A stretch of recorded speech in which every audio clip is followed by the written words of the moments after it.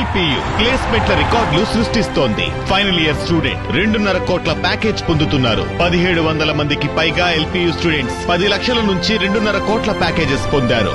విద్యా విప్లవం ప్రారంభమైంది లవ్లీ ప్రొఫెషనల్ యూనివర్సిటీలో. నేను విజనరీని, నాకెవ్వరూ సాటి లేరు అంటూ చంద్రబాబు సెల్ఫ్ డబ్బా కొట్టుకుంటారు. కానీ తనకు సలహాలు ఇవ్వడం కోసం అంటూ ఇబ్బడి ముబ్బడిగా నియామకాలు చేస్తున్నారు.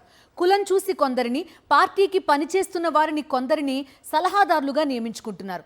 ఆఖరికి అవినీతి కేసుల్లో ఉన్న వారిని కూడా సలహాదారులుగా చేర్చుకుంటున్నారు. లక్షల్లో జీతాలు ఇస్తున్నారు. ఇంతకీ వారెవరో చూద్దాం. ఏపీలో చంద్రబాబు ప్రభుత్వం సలహాదారులతో నిండిపోతోంది. తన వారైతే చాలు, ఎంతటి అవినీతి కేసులున్నా సరే ఓకే. తాజాగా వేమూరి రవికుమార్ ను ఏపీ ఎన్ఆర్టీ వ్యవహారాల అడ్వైజర్ గా నియమించారు. రవికుమార్ సోదరుడు వేమూరి హరికృష్ణ ప్రసాద్ గత చంద్రబాబు ప్రభుత్వంలో ఫైబర్ నెట్ స్కామ్ లో కీలక సూత్రధారి, ఆ కేసులో నిందితుడు కూడా. అంతేకాదు, చంద్రబాబు కుటుంబంతో బాగా ఆర్థిక లావాదేవీలు నడిపిన వ్యక్తి. ఇప్పుడు సోదరుడికి ఉన్న పలుకుబడితో వేమూరి రవికుమార్ ఏపీ ప్రభుత్వంలో సలహాదారుగా మారిపోయారు. ఈయనకున్న క్వాలిఫికేషన్ కేవలం బాబు కులం, బాబుతో ఆర్థిక లావాదేవీలు మాత్రమేనని తెలుగుదేశం పార్టీలో చర్చ సాగుతోంది. టీడీపీ బ్యాక్ ఆఫీసులో పనిచేసే చార్టెడ్ అకౌంటెంట్ చెరుకూరి కుటుంబరావును కొత్తగా ప్రచారం కోసం ప్రారంభించిన P4 ఫౌండేషన్ వైస్ చైర్మన్ గా నియమించారు.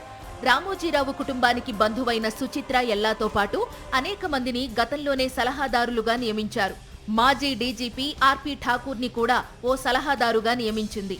రాష్ట్రంలో ప్రస్తుతం రెడ్ బుక్ అరాచకంలో పోలీసులను భాగస్వాములను చేయడానికి ఈయన సలహాలు ఇస్తున్నారు. కోట్ల రూపాయలను చెల్లించి సీఎం చంద్రబాబు, మంత్రి లోకేష్ తమ సొంత ఎజెండాను అమలు చేయడానికి సలహాదారులను పెట్టుకోవడంపై విమర్శలు వెల్లువెత్తుతున్నాయి. ఇంకోవైపు తన కులం వారికి, తన పార్టీ ఆఫీసులో పనిచేసే వాళ్లకి జీతాలు ఇవ్వడానికి, ఉపాధి కల్పించడానికి కన్సల్టెంట్లను కూడా భారీగా నియమిస్తూ ప్రజల డబ్బును కోట్లకు కోట్లు కుమ్మరిస్తోంది చంద్రబాబు ప్రభుత్వం. గత ఎన్నికల్లో టీడీపీకి ఎన్నికల వ్యూహకర్తగా పనిచేసిన రాబిన్ శర్మ టీంలోని సభ్యులను ప్రభుత్వంలోకి తీసుకుని వారికి భారీ వేతనాలు ఇస్తున్నారు. వికసిత్ ఆంధ్ర విజన్ పేరుతో ఆంధ్రప్రదేశ్ స్టేట్ డెవలప్మెంట్ ప్లానింగ్ సొసైటీలో 71 పోస్టులను కన్సల్టెంట్ల రూపంలో నియమిస్తున్నారు. ప్రజల నాడి తెలుసుకోవడానికి అంటూ ముఖ్యమంత్రి ఆఫీస్కు అనుబంధంగా 25 మంది ప్రైవేటు వ్యక్తులను నియమించారు.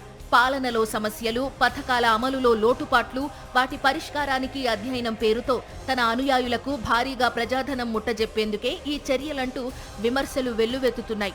కన్సల్టెంట్లు, సలహాదారుల పోస్టులన్నీ తన పార్టీ, తన కులం వారికే చంద్రబాబు కట్టబెడుతున్నారని, అవే అర్హతలుగా పునరావాసం కల్పిస్తూ 100 కోట్ల ప్రజాధనాన్ని వృధా చేస్తున్నారనే విమర్శలు వినిపిస్తున్నాయి.